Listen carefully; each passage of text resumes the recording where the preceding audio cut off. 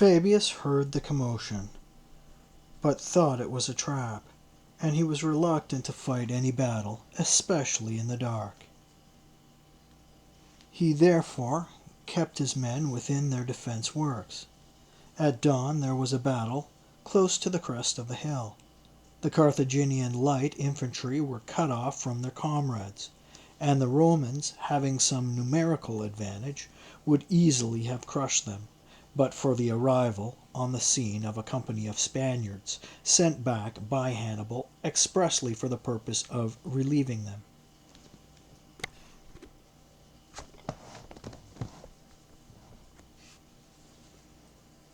These troops had more experience of the mountains, and were better at skirmishing amongst the rocks and rough terrain.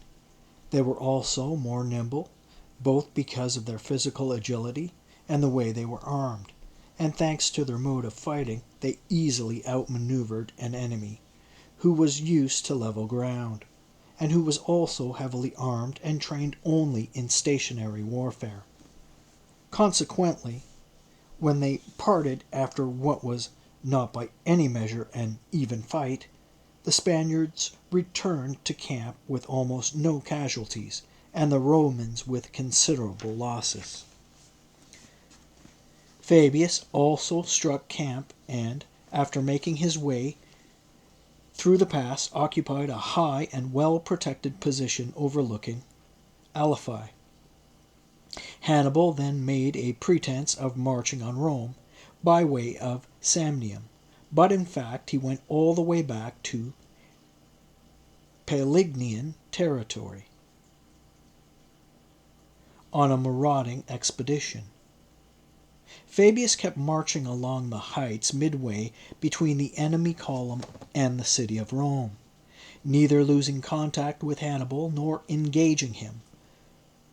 After leaving Paelignian territory, the Carthaginians changed directions and headed back to Apulia, arrived at Geronium, a city abandoned by its inhabitants, who were fearful after the collapse of the section of its walls. The dictator established a fortified camp in the region of Larinum. Fabius was then recalled to Rome for religious duties. At this point, he not only brought the authority of his command to bear on his master of horse, but offered personal advice to, almost pleading with him, as he tried to persuade him to trust more to planning than luck, and to follow his strategy rather than that of Sempronius and Flaminius. Minucius should not think that almost a summer spent playing cat and mouse with the enemy had been time wasted. He said physicians have sometime found rest more beneficial than exercise and activity. Besides, he added, it was no small achievement to have put an end to defeats by an enemy who had so often been victorious, and to have recovered their breath after an unbroken string of disasters. Such was the advice Fabius gave the master of horse before he set off for Rome, but it served no purpose. 19. At the start of the summer in which these events took place, land and sea operations also commenced in Spain. Hasdrubal had been given a number of fully manned and fully equipped vessels by his brother. He added a further 10 ships to these, and then passed on command of this fleet, now 40 strong, to Himilco. Hasdrubal then set off from New Carthage. On the march he kept close to land with his fleet and marched the army along the shoreline, ready to engage whatever branch of the enemy forces he encountered. When Gnaeus Scipio heard that his foe had moved from winter quarters, he at first had the same idea. However, at the rumor of a huge mobilization of new auxiliary troops by the Carthaginians, he felt less confident about meeting them on land. Instead, he put some hand-picked troops on board ship and proceeded to meet his enemy with a fleet of 35 vessels. On the second day, at the Tarraco, Scipio arrived at an anchorage 10 miles from the mouth of the river Ebro. From there, he sent out 2 Massiliot spy ships, and these came back with the information that the Punic fleet was at anchor in the river mouth with its camp pitched on the bank. Scipio weighed anchor and bore down on the enemy, hoping to catch them off guard and unprepared, and to crush them by spreading panic throughout their force. There are numerous towers on high elevations in Spain that the inhabitants use both as observation posts and as defenses against marauders. It was from one of these that the enemy's ships were first spotted, and their coming signaled to Hasdrubal. A mad scramble broke out on land and in the camp before it did on the ships on the water. For no beating of oars or any other sounds carried from ships had been heard, and the promontories still kept the Roman fleet out of view. The crews were sauntering around on the beach or resting in their tents, and the last thing they had on their minds was the enemy, or fighting that day. Then suddenly one horseman after another was sent out by Hasdrubal with orders for them to embark quickly and take up their arms. The Roman fleet was already close to their harbor. The riders carried these orders to all points, and soon Hasdrubal appeared in person with his entire land force. The scene was now one of utter confusion and uproar, with oarsmen and marines together running for their vessels, more like men fleeing the land than going into battle.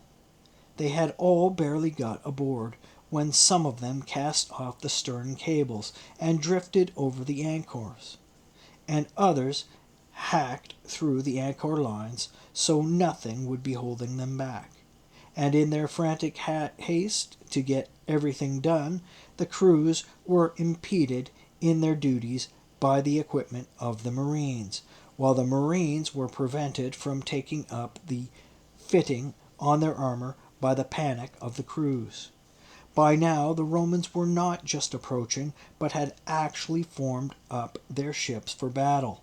The Carthaginians were thrown into disarray, less by the enemy and the upcoming engagement than by their own panic, and after a token resistance rather than a real fight, they turned and fled. The river current was running against them, and for the broad column of ships to enter its mouth was certainly impossible, with so many vessels converging on it simultaneously. And so the Carthaginians drove their ships ashore at various points. Some of the men stepped out into shallow water, others onto dry land, some with weapons and some without, and they ran for cover to the line of their comrades drawn up on the shore. But 2 Carthaginian ships had been captured at the beginning of the charge, and 4 had been sunk. 20. The Romans could see that the land was under the control of the enemy, and that his armed troops were lined up all along the shore, but they did not hesitate to go after the demoralized Carthaginian fleet. They tied towing ropes to the stern of all those enemy ships that had not shattered their prows on impact with the shore, or did not have their keels struck fast in the shallows, and they towed them out to sea. In this manner they captured some 25 of the 40 vessels, but for the Romans this was not the sweetest aspect, that particular victory. It was the fact that, with a single effortless battle, they had gained mastery of the entire seaboard. They now set sail for Anusa. Landing there, they took the city by storm, pillaged it after capturing it, and then headed for New Carthage. Here they raided all the farmlands around the city and eventually set fire to the buildings adjoining the wall and gates. From there, the fleet, well laden with plunder, came to Longantica, where large quantities of esparto grass had been laid up by Hasdrubal for the use of his fleet. The Romans removed what they could use. All the rest was put to the torch. In addition to skirting the coastline of the main line, they now also sailed over the island of Ebusus. Here they spent 2 days in an intensive but fruitless assault on the island's capital city, turning then to pillaging the countryside when they realized that their time was being wasted on a futile enterprise. After looting and burning a number of villages, they returned to their ships in possession of greater spoils than they had taken from the main line, and delegates from the Balearic Islands now came to Scipio, suing for peace. The fleet then turned back and returned to the more northerly parts of the province. Here the Romans were met by numerous ambassadors from all the peoples living north of the Ebro, as well as from many of the peoples of the furthest reaches of Spain. In fact, the number of people who actually put themselves under Roman jurisdiction and authority by surrendering hostages came to more than 120. The Roman commander now felt ample confidence in his land forces as well, and he went ahead all the way to the pass of Castulo. Hasdrubal meanwhile pulled back into Lusitania, closer to the Atlantic. 21. The remainder of the summer, so it seemed, was going to be uneventful, and indeed would have been as far as the Carthaginians were concerned. But the Spaniards are by nature a fractious people, always eager for violent change, and now there was the problem of Medonius and the former chieftain of the Ilergates, Indibles. As soon as the Romans retired from the pass to the coast, these two roused their compatriots to insurrection, and came to pillage the peaceful lands of the allies of Rome. Some military tribunes and light-armed auxiliaries were sent by Scipio to confront the insurgents, and they easily routed their makeshift force in battle, killing 1,000 men, taking some prisoner, and disarming most of the others. Even so, this uprising had the effect of making Hasdrubal, who was now in retreat towards the Atlantic, turn back north of the Ebro to defend his allies. The Punic camp was located in the territory of the Ilergavenenses, the Roman at Nova Classis. But a piece of news suddenly arrived that moved the theater of operations elsewhere. The Celtiberians had sent the leading men of their territory as spokesmen to the Romans, and had also given hostages. Now, prompted by a message, they were sent by Scipio. They took up arms and overran the Carthaginian area with a powerful army. They stormed 3 towns, and then put up a magnificent fight against Hasdrubal himself in 2 battles, killing 15,000 of the enemy and capturing 4,000, along with some military standards. 22. This was how matters stood in Spain when Publius Scipio came into the province. His command had been extended after his consulship, and he had been sent by the Senate with 30 warships, 8,000 fighting men, and a large quantity of supplies. This armada, huge thanks to its large column of transport vessels, was seen in the distance, and to the great jubilation of the Romans and their allies, it came in from the open sea and docked in the harbor of Turaco. After disembarking his men, Scipio sent out and joined his brother, and from that point they fought the war together with a joint strategy. Thus, while the Carthaginians were preoccupied with the war against the Celtiberians, the Scipios lost no time in crossing the Ebro. Seeing nothing of the enemy, they moved on to Saguntum, for rumor had it that the hostages had been taken from all over Spain, had been placed here by Hannibal, and were being guarded in the citadel by a small garrison. All the peoples of Spain were favorable to an alliance with Rome, and the hostages' position as pawns was all that had been holding them back, for they feared that an uprising might be punished with the blood of their children. One man removed this constraint on Spain, employing a scheme of greater ingenuity than integrity. This was Abilex, a Spanish nobleman then living in Saguntum. He had earlier been a loyal adherent of the Carthaginians, but had changed his allegiance as his own fortunes changed, such being the nature of barbarians. He assumed that if he came to the enemy as a deserter, but with nothing of great value to betray to them, he would be no more than another worthless, discreditable individual. He therefore set his mind on making himself as useful as possible to his new allies. He considered everything that fortune could put within his reach, and settled on returning the hostages as being the best idea. That one thing, more than anything else, he thought, would win for the Romans the support of the Spanish chieftains. Abilex was well aware, however, that those guarding the hostages would make no move without authorization from Bostar, their commander, and so he craftily approached Bostar himself. The latter had his camp right on the beach outside the city, in order to cut the Romans off from access from that direction. In the camp, Abilex took Bostar aside, and explained to him how matters stood, as though Bostar were ignorant of the fact. Until that day, fear had curbed the spirit of the Spaniards because the Romans were far off, said Abilex.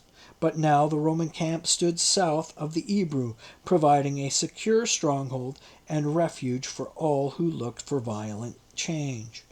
Accordingly, he concluded, since fear would not keep the Spaniards in check, they should be put under obligation to Carthage by a gesture of generosity and goodwill. Bostar, taken aback, asked what offering could now suddenly be so important to the Spaniards. Send the hostages back to their communities, said Abilex.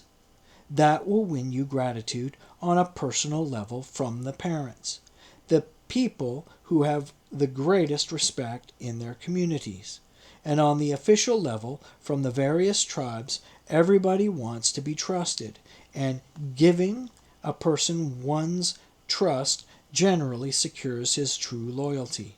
I claim for myself the duty of returning the hostages to their homes. I should like to assist my own plan with a special effort, and increase as much as I can the gratitude for an act that by its very nature will make people grateful. The man was not very quick-witted compared with other Carthaginians, and Abilex managed to win him over. Abilex then set off furtively at night to the enemy outpost, and there was met a number of Spanish auxiliaries, by whom he was conducted to Scipio. The Spaniard explained his proposition, assurances were exchanged, and the time and location fixed for the transfer of hostages were arranged. He then returned to Saguntum. Abilex spent the next day with Bostar, receiving instructions on how the business was to be conducted. He then took his leave, having decided with Bostar that he would make the journey at night, so as not to be spotted by enemy sentinels. At the time he had established with them, he woke the men who were guarding the boys and set off, leading the party into the trap he had treacherously prepared, and of which he pretended to be unaware. They were brought into the Roman camp. After that, all the other measures for returning the hostages were taken in line with the agreement made with Bostar, and in the same sequence as if the affair were under the direction of the Carthaginians. For the very same service, the Romans earned considerably more gratitude than the Carthaginians would have done, for the Spaniards had found the Carthaginians hard to bear and domineering when things were going well for them, and the softening of their attitude could have been attributed to their changing fortunes and to their fear. The Romans, on the other hand, had been strangers up to that point, and now, at the moment of their arrival, they had begun with an act of kindness and generosity. And Abilex, it would appear, was a prudent man, who must have had good reason to change his allies. As a result, there was massive support for the defection which they all were contemplating, and in fact fighting would have broken out immediately but for the intervention of winter, which obliged Romans and Carthaginians alike to retire to their billets. 23. Such were operations in Spain during the second summer of the Punic War.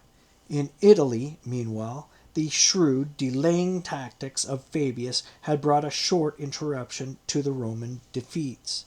This caused Hannibal no small concern. He could see that the Romans had chosen for their campaign the sort of leader who was guided by reason in his conduct of the war and did not trust to luck. At the same time, however, the tactics were unpopular with Fabius's fellow citizens, both military and civilian. This was particularly so during Fabius's absence, when the recklessness of his master of horse had led to an engagement that I could more honestly say provided short-term joy rather than long-term advantage.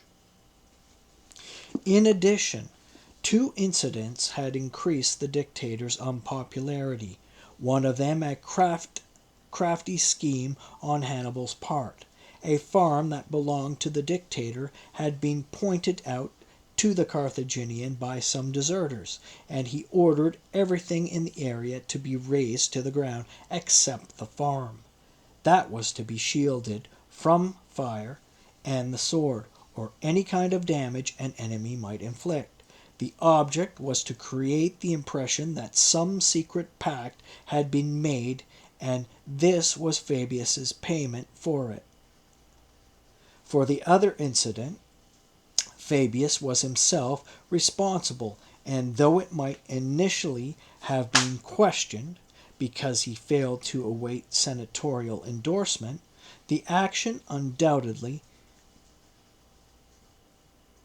redounded greatly to his credit in the long run. The Roman and Carthaginian commanders had followed the precedent of the First Punic War with regard to the exchange of prisoners. They had decided between them that the side recovering more prisoners than it gave would pay 2.5 pounds of silver for each extra soldier. The Roman commander recovered 247 more of the Carthaginian, but the payment of the money owing for these was, despite numerous debates in the Senate, rather slow in coming, since Fabius had not consulted the senators on the matter. Fabius, therefore, sent his son Quintus to Rome, sold the land that had left untouched by the enemy, and then used his private resources to discharge the public debt.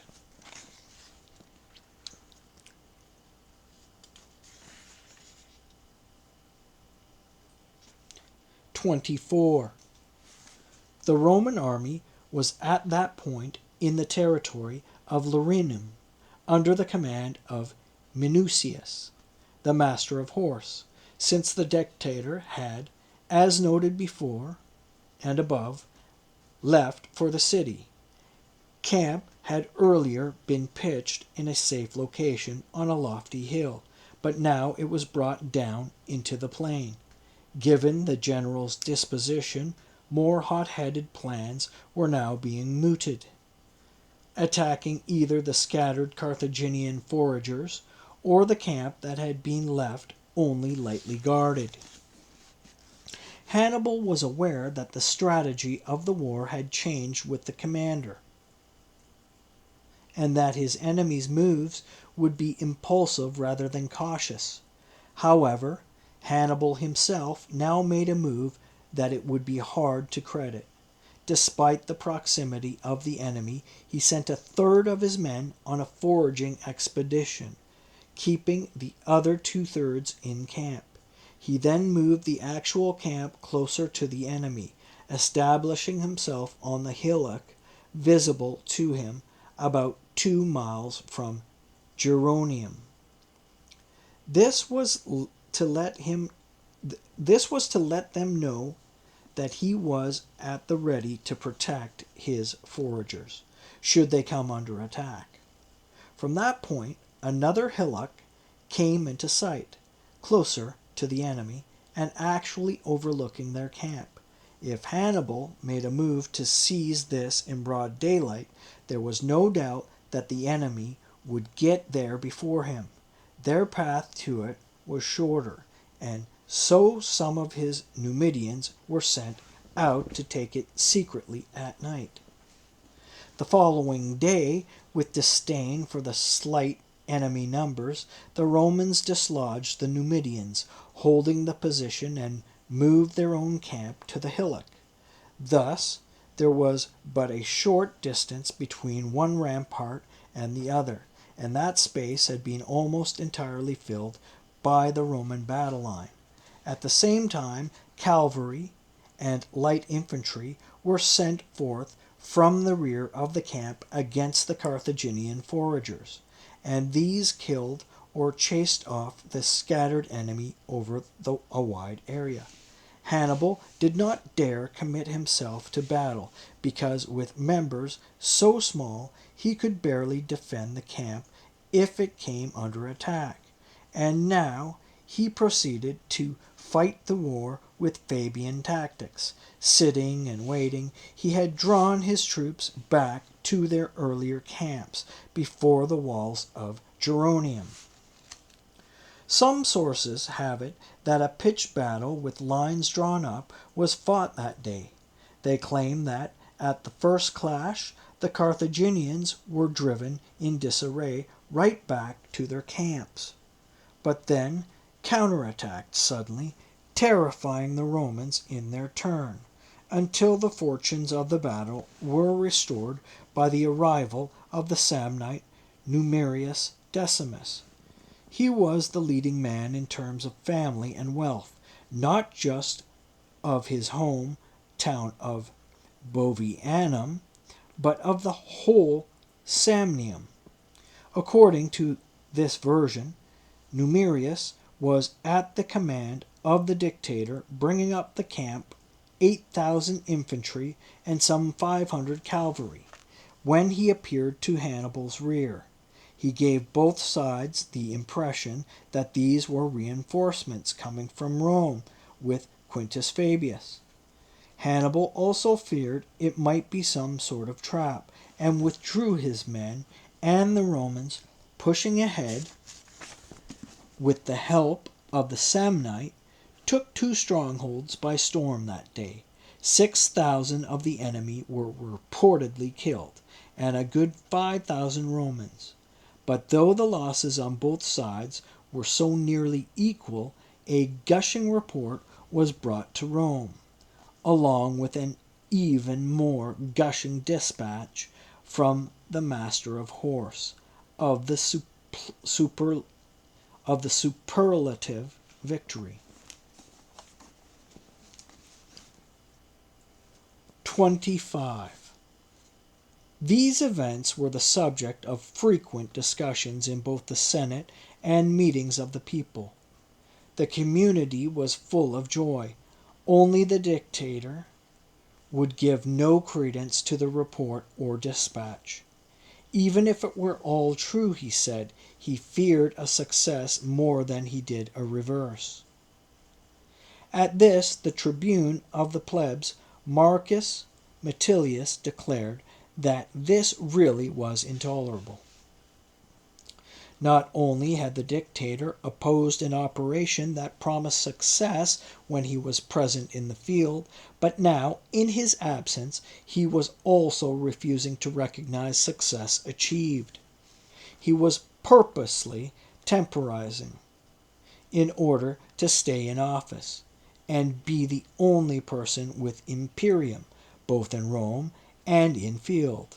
For, said the tribune, one of the consuls had fallen in action, and the other had been taken far from Italy, ostensibly in pursuit of the Punic fleet, and the two praetors were engaged in Sicily and Sardinia, though neither province was in need of a praetor at the time.